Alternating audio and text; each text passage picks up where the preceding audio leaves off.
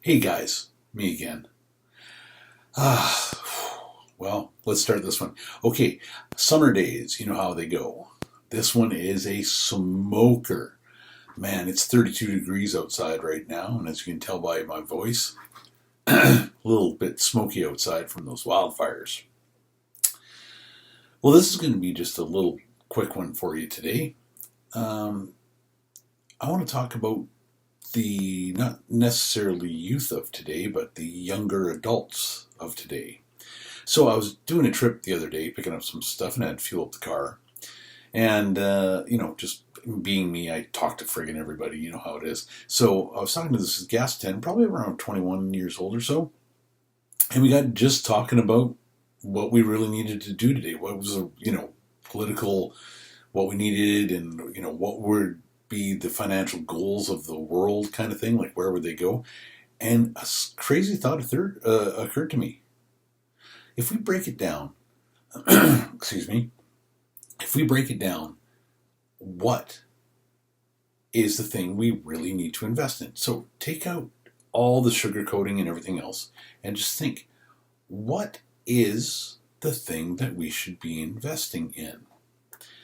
And everyone's like, oh, healthcare and global issues and this and that and this. And I get it. Like there are issues. However, I think what we should be investing in, all of us should be investing in helping out with and really focusing on. Healthcare is a big one. Yeah, I'm giving you that one. And climate change, the climate has always been changing and it will continue to change whether we're here or not. That's in my opinion, of course. But I think deep down inside, after talking to this young man, the main thing we should be focusing on is our youth. Like I asked him, what would you really want in life? And he looked at me and he goes, well, I got a pretty good job. I'm working here at Co-op. I got a pension and I got benefits, and stuff like that. But what I really want to do is, I want to start a family. This was in a small town. So the big thing is there, not thriving and striving to be the best to the top of the heap or, anything like that, which I understand. But he was basically saying that all he wanted to do was be able to work, have a family, and go home with a smile and enjoy life. Own property that he could play with or build on or renovate or do something, but call it his. And I thought about that. Housing crisis is big time here. Yeah. Polyver did a fantastic statistical breakdown of global housing prices and things like that since COVID. Yeah, I found it very educational.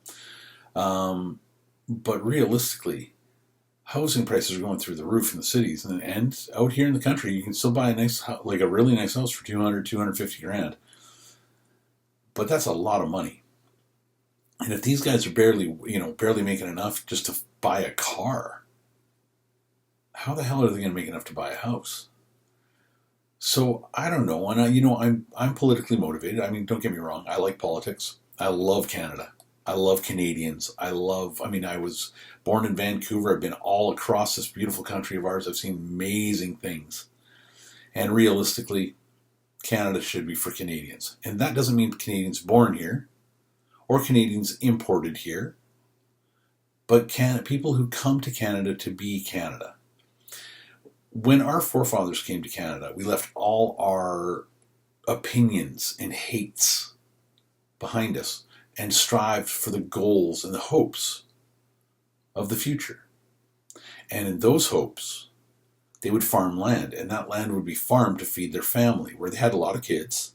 As Peter Zahan says, you have enough kids, plus one, because that's when you find them too annoying. But they had a lot of kids, and they worked to help those kids out. Now, those kids got more land, and they built bigger farms, and they made communities, and they made towns, and they made our country. Now, I understand we were under British rule back then, but you know what? We fought in World War I, our country.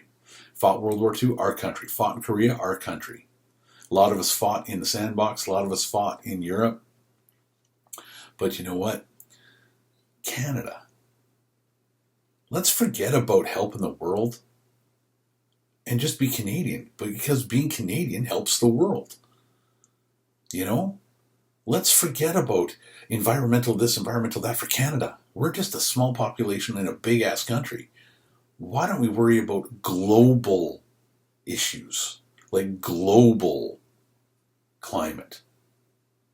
Like there was a thing out there, again, I believe it was Trudeau said that he didn't want to sell natural gas to Germany. I know that they asked, and I know that India asked, and I know that Japan asked, but he said it was non-environmentally friendly. Well, if we sold, that means we'd have to hire people, which means we'd have to bring in more people possibly, or educate the people we have to make that natural gas and to liquefy it, which would be easier in Canada because we're so damn cold up north. I mean, we all know it. Although right now, when it's this hot outside and smoky, it's very hard for me to say, but I wouldn't mind a little snow or, just a little chilly. Drop down to 10 tonight, I'd be okay with that one. Okay, so realistically, if we can get our natural resources, which are tremendously abundant, whether First Nations or on our own land. I mean, I come from an area where the First Nations self-governmented, and oh my lord, it was a positive aspect on the entire area, not just for First Nations, but for all people in that area. It was fantastically positive. So if we got those resources out there, the statistics say, so this is mathematically proven, that we could put a ass kicking on global climate emissions. And now our Aboriginal councils here, our First Nations councils, are talking about going nuclear, which is fantastic because it means education for the young ones and everything else. And I heard tell that up north at Suncourt area in Alberta, federal government wasn't letting, it was 25 years for a permit or something like that to expand Suncourt, but they really needed to do it. So the Association of Chiefs out there said, come do it on our land because we're not beholden to the government. But the deal was that Suncor had help with their youth, which I think is a fantastic perspective. So way to go, guys.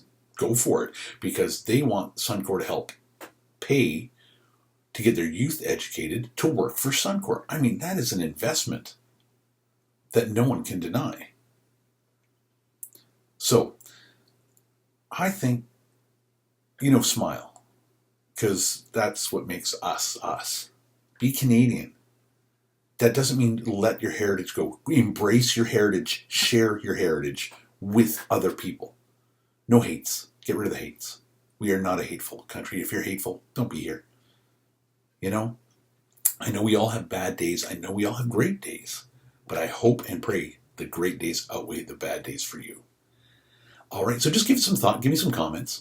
Like, subscribe, blah, blah, blah, yada, yada. Excuse me.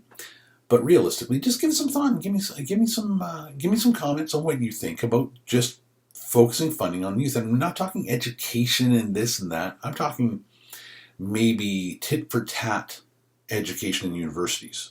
Example, we're short nurses and doctors. So what if the government helped pay for the nurses' education, but they owed the equivalent or 1.5 times the amount of time they spent in school in placement in Canada as a nurse? Or a doctor, or a teacher, or a care aide, or a practical nurse, or, like real professionals that help real people.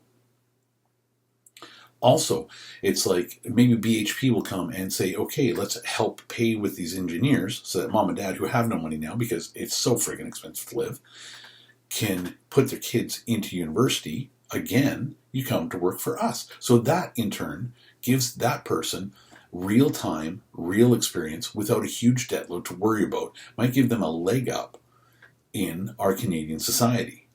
I think that's a really good idea. But I'm going to let you go. I've droned on enough. All right, you guys have a great week. I'll talk to you next Sunday. It's summertime. It's hot. I'll try to get some more kitten stuff out because they are so damn cute. Okay, I'll settle down. And the flowers are going, wow, not kidding. They are going nuclear. So I'll do some more crap and giggles for, next week. But this week, this is my video. I thank you very much for watching. Leave your comments. Give it to me straight, guys. I love to hear it. I love to see it. And check out Peter Zeihan if you want to know what's going on in the world. And check out Poilievre if you want to know what our country's probably going to look at the way the polls are showing. All right? You guys have a great day. And I'll see you next week.